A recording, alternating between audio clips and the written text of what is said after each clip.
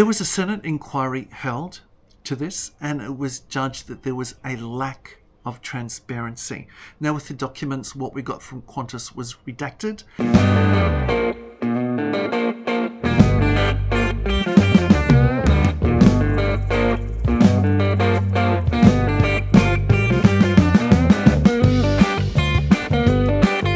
Welcome back to the Gunners Club. You're here, of course, with Gunner and with Zeus.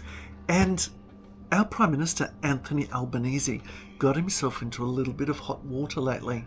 He's a little bit shy about answering certain questions. Oh, that's a shock. Questions, of course, we're talking about 20 upgrades to flights in his period before becoming Australia's Prime Minister. Now, I've sat in coach for many flights to Europe, America, Asia. Let me tell you, they're not a lot of fun. No. If you can get an upgrade, my hat's off to you. It's a wonderful thing. But just imagine if you're employed to do a job, for argument's sake, by the Australian people, and you were richly compensed for doing your job, but you just so happen to have a special line to contact the head of Qantas, your national carrier. Would you use it? Would you think to use it? Would you get somebody else to use it? Or would you use another form of communication to perhaps ferry out an upgrade? Or perhaps those very same perks going to your other family members? Well, we're talking about no less than 20 upgrades at the moment. So let me talk you through something.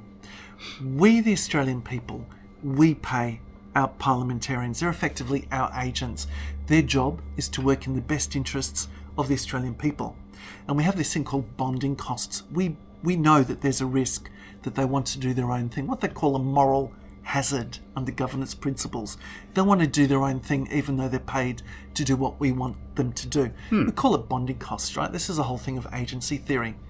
So generally pay a good salary together with benefits. So in the case of a parliament, the superannuation, like what you call a 401k in America, is not negligible. Yeah. Their superannuation is pretty good. Well, it's a whole lot better than the rest of the Australian population, by far. Not only that, but the salary is actually very highly competitive. On top of that, and I have been to Parliament House in Canberra, and I have dined. I think it cost me $5 for a roast with 3 veg. And I also enjoyed a very cheap and good bottle of wine when I was there as well.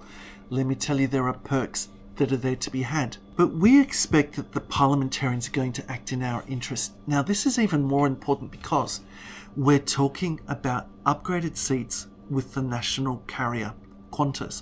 This is so important to the Australian psyche that we have a picture of our national symbol, Skippy the bush kangaroo, on the tail. I remember being in an airport in Switzerland and a kid pointing to the window at a Qantas plane, and him in just raptures with his father pointing at it and just couldn't believe this mythical beast that was pulling up at the airport there.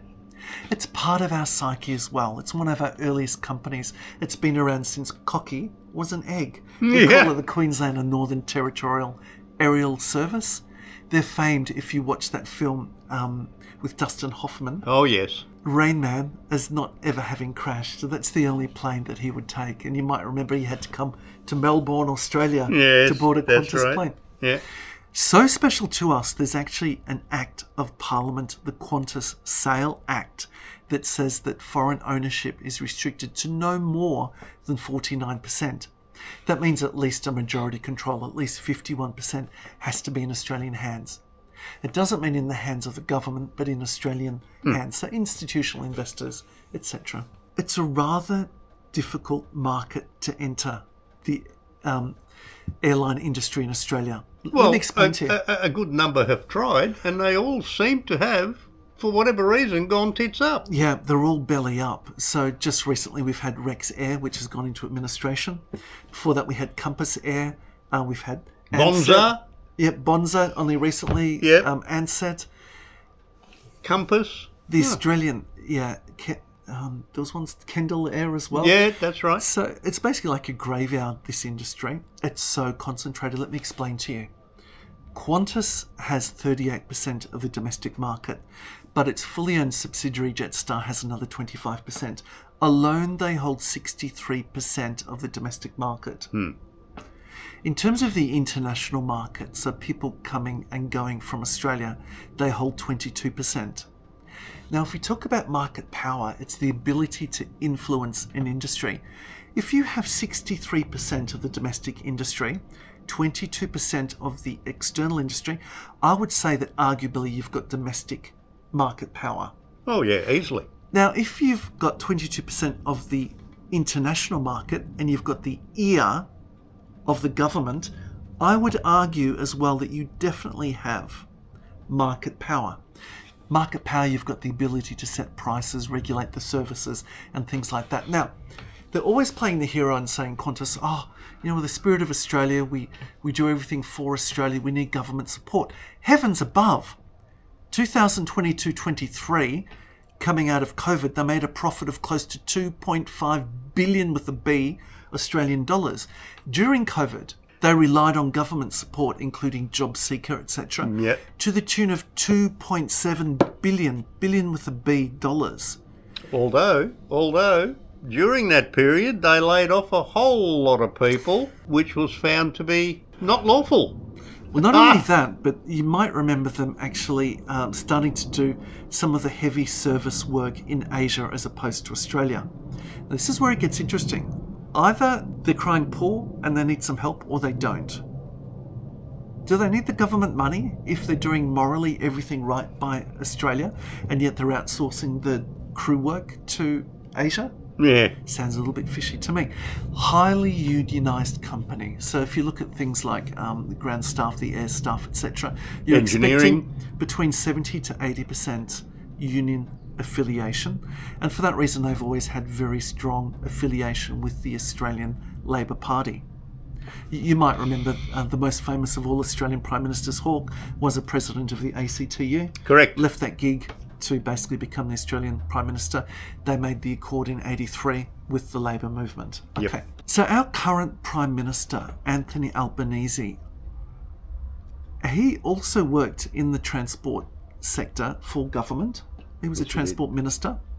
And recently a very interesting conundrum came their way. So Qatar Airways, which has got a lower yearly revenue than Qantas, on the books are a smaller company than Qantas, wanted to increase their flights from Australia to Europe from 28 flights per week to 49. They wanted to add another 21 in, increase it by 75%.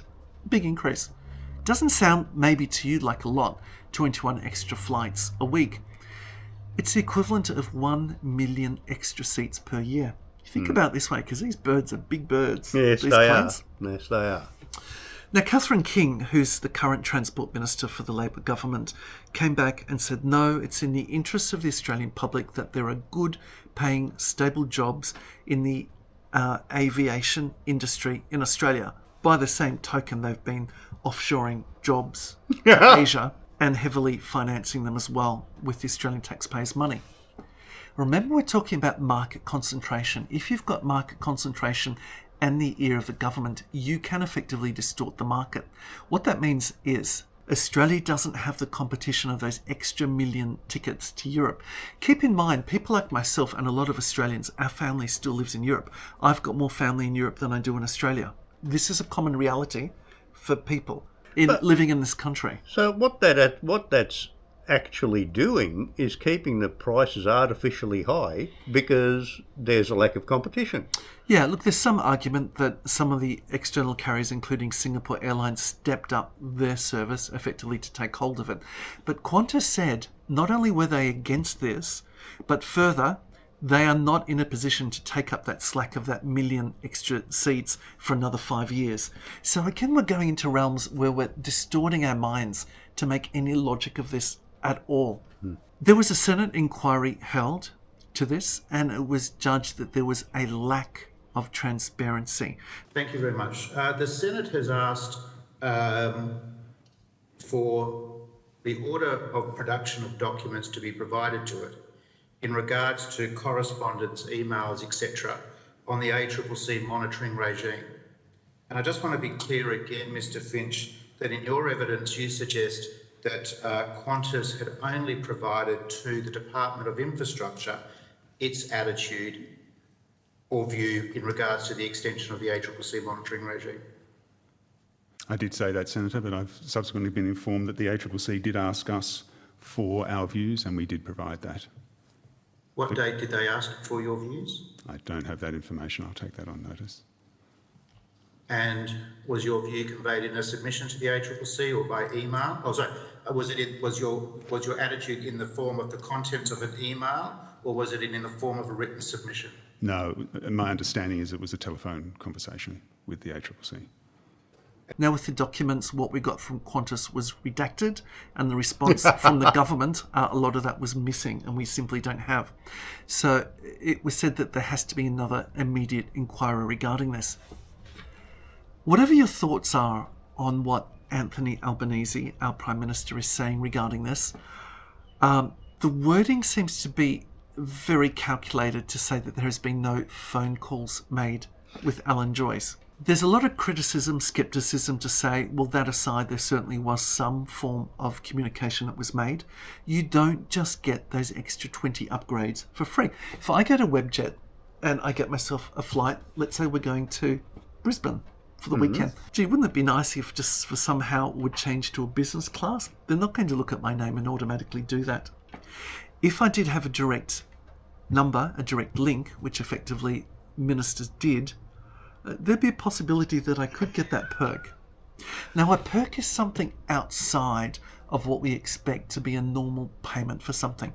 I know in the world of banking, for example, you'd have things like wine storage, membership to country clubs, things like that, a car. Or the Qantas Lounge, for that matter. Well, the Qantas Lounge, if you go there now, you'll find that they no longer stock the Australian Financial Review because they didn't like the criticism that was written by that paper. So you won't find that there when you're in the lounge having a coffee. Does this pass the pub test? To me, it doesn't, because the agency bonding costs which we're paying is a good superannuation. It's a good salary. If we talk about market distortion, that is exactly what's going on. But there's a whole lot more than that, because when all of these politicians, and not necessarily just federal government, but also state government, at the end of their tenure, or if they're voted out, you can believe me when I tell you they are not going to end up on the dole queue. They are going to end up, miraculously, who would have thought, on the board of some big corporation, getting paid even more than what they would have been getting paid as a sitting member of Parliament. Yeah, the idea, of course, is to do your job diligently enough, but always have an eye to what the future and what the next position is. Oh, look, as an individual, these people, I don't blame them, because at the end of the day, you're still looking after yourself, but not at the cost of the people who you're supposed to be serving in your current job. That's the issue. So I guess we vote in the people that we deserve. Good luck, America, with what's about to go on tomorrow. That'll be history by the time that this comes already? out. That's Wow. tomorrow already. Wow. We wish you all the best. If you like what you see and you support free speech and free research, like, subscribe, go back to our back catalogue. There's bound to be an adventure I promise you that you'll enjoy. And you can be rest assured we will be bringing more controversial material your way. We'll see you soon. Catch you on the next one, guys.